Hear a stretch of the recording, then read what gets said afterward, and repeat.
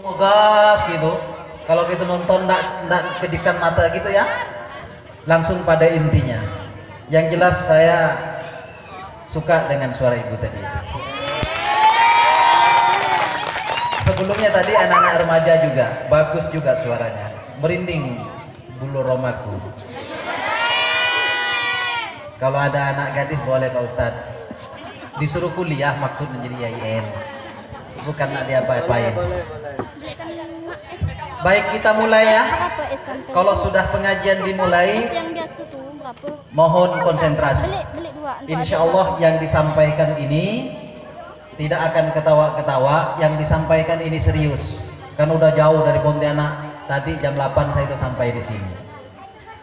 A'udzubillahi minasyaitonirrajim. Bismillahirrahmanirrahim. Alhamdulillahilladzi arsala rasulahu bil huda wa dinil haqq liyuzhirahu 'alad dini kullih walau karihal musyrikun. Ashhadu an la ilaha illallah wa ashhadu anna Muhammadan 'abduhu wa rasuluh la nabiyya ba'da.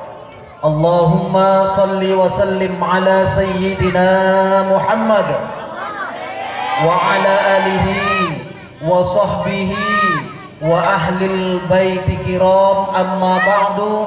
Assalamu alaikum warahmatullahi ta'ala wabarakatuh.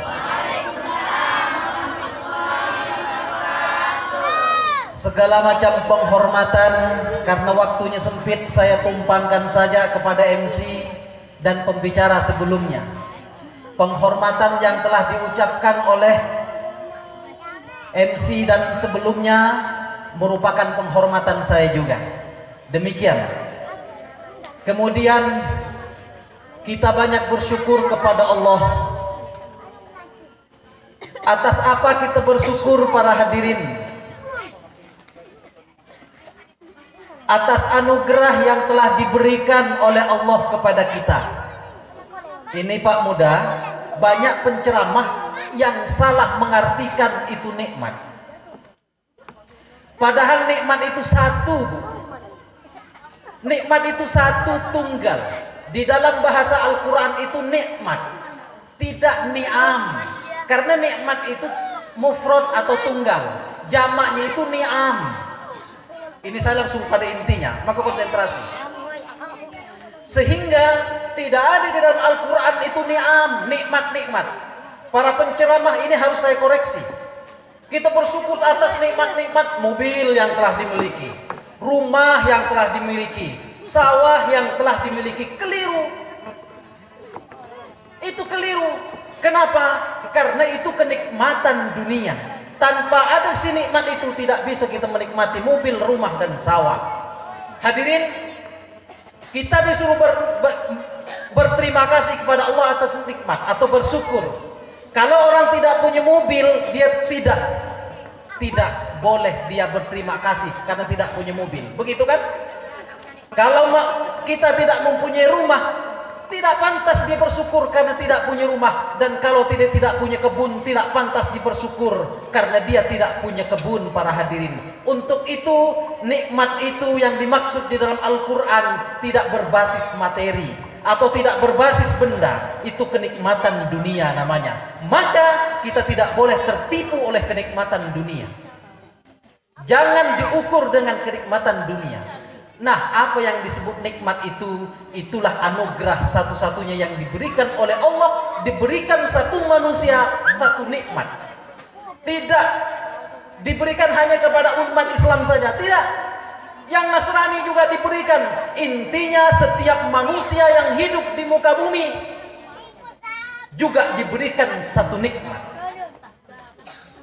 Dengan satu nikmat ini kita mempunyai hak yang sama, mempunyai kewajiban yang sama. Dengan satu nikmat itulah maka kita kaya miskin, laki-laki dan perempuan wajib berterima kasih kepada Allah karena nikmat itu terhunjam di dada kita. Itulah si iman, itulah amanah atau titipan Allah yang namanya ruh di dada kita. Hadirin yang dimuliakan oleh Allah, itu baru pengantar. Untuk itu manusia tidak bisa menyelesaikan masalah dirinya, termasuk juga masyarakat kuburaya. Tidak bisa menyelesaikan selama individunya tidak bagus. Pemimpin kita hanya memberikan jalan, sementara yang menjalani itu kita. Pertanyaannya adalah para hadirin, kenapa kita mulai bangun tidur sampai tidur kembali masalah tidak selesai? Baru tercelek mata sudah kita susah memikirkan yang ingin kita makan hari ini apa. Bahkan yang lebih parah lagi, setelah tercelek mata lalu kita menggunjing tetangga. Kenapa bisa terjadi demikian para hadirin? Sampai kapanpun tidak ada ilmuwan sedunia bisa menyelesaikan masalah ini. Yang bisa menyelesaikan ini hanya Muhammad satu-satunya. Hanya Muhammad Rasulullah yang bisa menyelesaikan satu-satunya.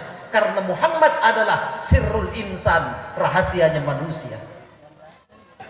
Hadirin yang dimuliakan oleh Allah, maka karena saya menyebut Muhammad, saya akan menyebutkan satu hadis yang hadis ini diriwayatkan oleh Imam Baihaqi tentang proses kejadian manusia. Kalau kita mengerti tentang siapa manusia, insya Allah kita akan mengetahui rumus penyelesaiannya. Hadis Baihaqi berbunyi begini, hadis Rasulullah yang diriwayatkan oleh Baihaqi tentang proses kejadian manusia. Khalaqtul insan min arba'ati asya.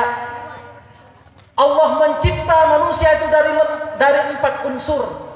Yang pertama minar rihi wal ma'i wat tini wan nar.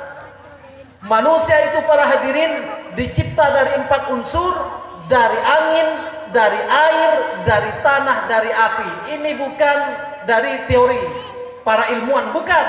Ini hadis Rasulullah Sallallahu Alaihi Wasallam, sahih karena diriwayatkan oleh Imam Al Baihaqi. Tetapi bukan diciptakan dari angin, dari air, dari tanah, dari api, bukan. Dari rahasianya. Kalau kita mengerti rahasia keempat-empatnya ini, insya Allah kita bisa mawas diri. Apa yang tercantum dari rahasia yang keempat ini? Yang pertama, dicipta manusia itu dari angin. Dia telah memenuhi seluruh rongga tubuh kita. Dialah yang disebut dengan ruh raihan pada manusia. Ada sifat negatif pada dia ternyata para hadirin. Apa sifat negatifnya itu? Sifat negatifnya itu adalah pantang kelintasan. Dia tidak boleh melihat tetangganya beli kulkas, dia yang kedinginan para hadirin. Enggak boleh, tetangganya itu jamnya seperti ibu nih, hitam, lauk bagus lagi. Harganya seperti jamnya Syahrini yang 3 miliar, pasti juga yang keringking kata orang Madura itu. Apa keringking? Yang kesemutan itu tangan kawan sebelahnya, bukan tangan yang makai. Betul apa betul? Jangankan yang seperti itu. Sekarang musim majelis taklim para hadirin, kerudung yang seragam satunya udah saling lirik-lirikan. Untung ini bagus nih kan. Ini bagus nih warnanya, cocok. Kadang-kadang kerudungnya ungu, ininya warna merah gitu. Juga udah saling olok-olokan.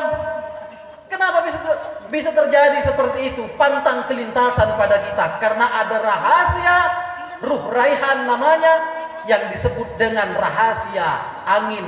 Itu pada proses penciptaan yang melekat pada manusia. Itu pertama, dipantang kelintasan. Memang ada di sini yang setelah akil balik tak pernah dia tersinggung atau dia iri dengki. Pasti itu ada. Walaupun dia yang ceramah ini juga paling banyak godaannya para hadirin.